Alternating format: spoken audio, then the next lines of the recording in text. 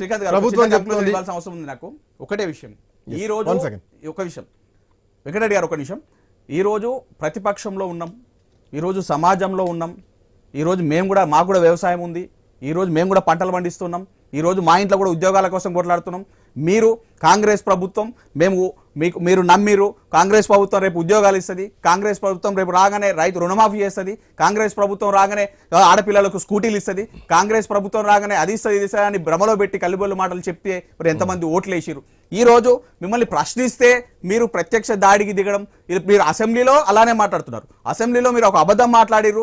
మోటార్లకు మీటర్లు పెడితే 30,000 కోట్లు ఇస్తామని చెప్పి కేంద్రం అంటే మాకు వద్దు అవసరం చెప్పి మోటార్లకు మీటర్లు వద్దని చెప్పి మనం అంటే రేవంత్ రెడ్డి గారు చదివి అందులో కొన్ని వర్డ్స్ని తప్పించి మీరు మోటార్లకు మీటర్లు పెట్టడానికి సంతకం పెట్టారని చెప్పి మాట్లాడితే అది అబద్ధమని అసెంబ్లీ సాక్షిగా మేము ఖండించి చూపిస్తే ఈ రోజు వీళ్ళకు బాధనా అంటే మీరు సమాధానం నాకు కదా. ఈ రోజు ఒక న్యూస్ ఛానల్లో మాట్లాడుతుంది ఒక మహిళ గారు, ఆమె ఈ రోజు సమాధానం నాకు కాదండి చెప్పేది, యావత్ తెలంగాణ ప్రజలకు సమాధానం చెప్పమని అడుగుతా ఉన్నాం. రుణమాఫీ కొంతమందికే పడుతుంది, మిగతా వాళ్ళ పరిస్థితి అని అడుగుతా ఉన్నాం.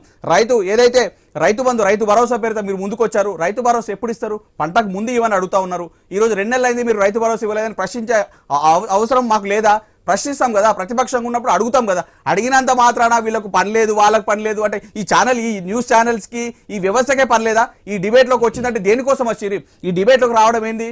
10 మందికి చెప్పాలి అంటే మీరు అబద్ధాన్ని అసెంబ్లీలో మాట్లాడితే ఒప్పుకోవాలి, ఇదే అబద్ధాన్ని ఛానళ్లలో వచ్చి మాట్లాడితే మేము ఒప్పుకోవాలా? మీరు మాట్లాడుతున్న అబద్ధం అని తెలంగాణ ప్రజలందరికీ తెలియజేయాల్సిన అవసరం మాకు లేదా?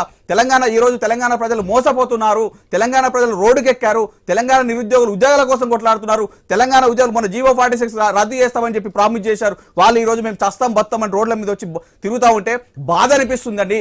రేపు జాబ్ వస్తుంది, మేము పెళ్లి చేసుకోవాలి, మేము మా ఫ్యామిలీ బాగుపడుతుందని చెప్పి విలవిలలాడి రోడ్ల మీదకి ఎక్కి కొట్లాడుతూ ఉన్నారు. చస్తమయ్యా మీకు దండం పెడతామని మోకాల మీద కూర్చుంటున్నాను. వీటన్నిటి కోసం మేము ప్రశ్నిస్తే మీకు పని లేదా అనడం తనకి ఎంతవరకు, ఒక కాంగ్రెస్ నాయకులు ఎంతవరకు భావ్యం అడుగుతున్నాం. మీరు దయచేసి కాంగ్రెస్ నాయకులారా, మీరు ఏదైతే ఇస్తారో, ఏదైతే మేనిఫెస్టోలో పెట్టిరో అవన్నీ మీరు ఖచ్చితంగా యావత్ తెలంగాణ ప్రజలకు ఇవ్వాలి. ఇచ్చేదాకా మేము కొట్లాడతాం. మేము ప్రజల పక్షాన బీఆర్ఎస్ పార్టీ ఖచ్చితంగా ఉంటుంది, ప్రజల పక్షాన బీఆర్ఎస్ పార్టీ కొట్లాడుతామని చెప్తా ఉన్నాం. వెంకరెడ్డి గారు, సో ఈ ప్రశ్నలకు సమాధానం